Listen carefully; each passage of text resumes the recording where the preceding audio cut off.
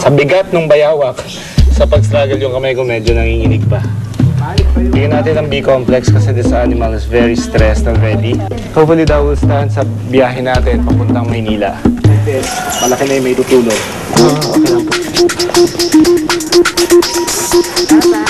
Okay.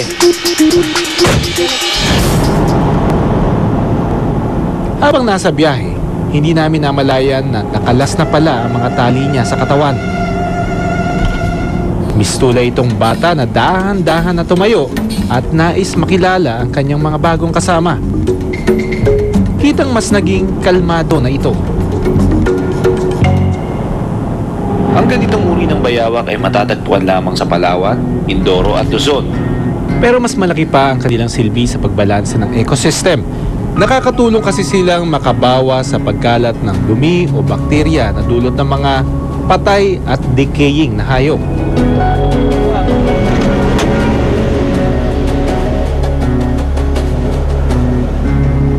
Dito sa clinic, sasailalim siya sa mas masusing pagsusuri. Kailangan kasing malaman kung may bali siya sa buto dahil sa pagkakahuli sa kanya. Pero gaya ng dati, hindi naman ito magiging madali. Relax lang. Wait. Dahil sa lakas at laki nitong bayawak na ito, nakita naman natin natanggal niya yung mga tapes na nilagay natin.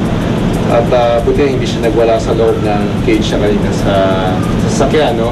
Right now, kuhanan siya ng x-rays. 2 plates ang gagawin natin just to make sure wala siyang fracture whatsoever.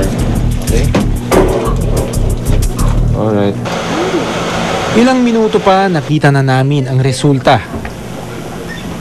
So nakikita natin yung density ng bone. Maganda yung health status. Basing yung bone structure. So well-fed at saka maganda yung mga katawan.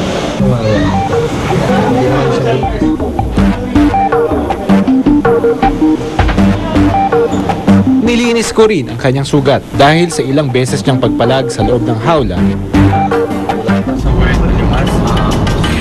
Agad na rin namin siyang dinala sa PAOB Rescue Center para mailipat sa mas malaking kulungan. In the meantime, dito muna siya maninirahan hanggang siguro matapos yung kanyang isolation period, yung kanyang quarantine, at maintay kung ano talaga yung magiging desisyon kung anong gagawin sa kanya.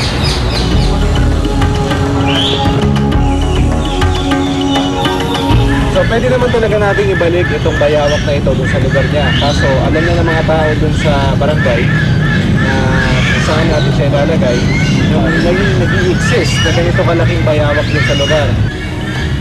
Dahil sa ilang beses niyang pagpalag sa loob ng hawla, di maiwasang nagkasugat ito sa nguso. Pwede ko na siyang istoryan. Come on, babe.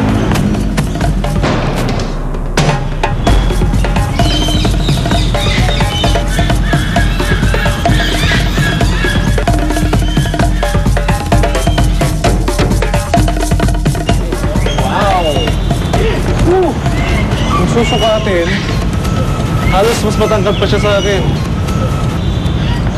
Sa Luzon, naitala na ang bayawak na mahigit kumulang 2 metro ang haba. Pero ang aming nakuha ay mas mahaba kaysa sa unang naitala. Kaya pinatiyak namin ito sa eksperto. Maaari natin sabihin na yung inyong record sa Pampanga isa sa mga pinakamalaki. At least for Varanus marmoratus na species. Kaya ba dahil masyado siyang malaki? Well, at least dito sa National Museum, sa Zoology Division, for example, walang mga records ng ganung kalalaking specimen. So mahalaga yung inyong record. Umaabot mula 8 hanggang 20 taong gulang ang maaari nilang itagal. Maswerte daw ang bayawak na ito dahil inabot niya ang ganitong laki. Marami kasi sa kanyang uri. Bata pa lang, nagiging biktima na ng poaching. Binantayan ng mabuti ng rescue center ang bayawak, lalo na ang timbang nito para masigurong ligtas ang kanyang kalusugan. At napag-alaman na isa palang lalaki ang bayawak. Pagbabae yan flat kasi ito yung hinipinis eh. 2 pinis niya. Ang site ng... Nilagyan din ng bayawak ng microchip na magsisilbing pagkakakilanlan nito So, depende sa sa oras na siya ay pakawala na ulit sa wild. namin is monitor lang yung diet. So hopefully it gumanda yung appetite niya. At ma-rehabilitate namin siya. So recommended for release sa wild. Bagong taon, binisita ko uli ang bayawak. Okay, eto na yung bayawak. Natapuhan natin sa Pampanga nung nakaraan. May isang buwan na nakalipas.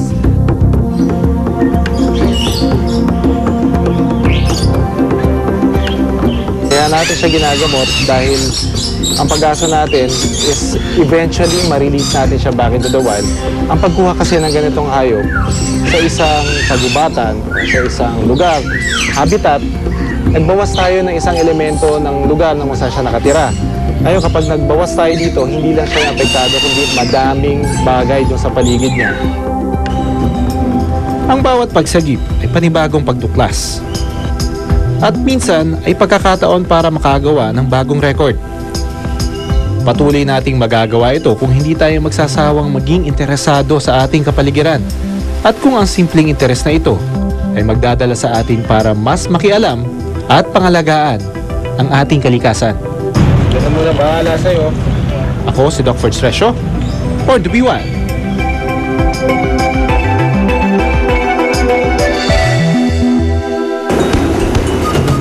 Dito sa bayan ng Batangas ang naging first dive destination ko ngayong 2011. At ang mga notorious at kinatatakutang nilalang ng karagatan, handa akong makaharap.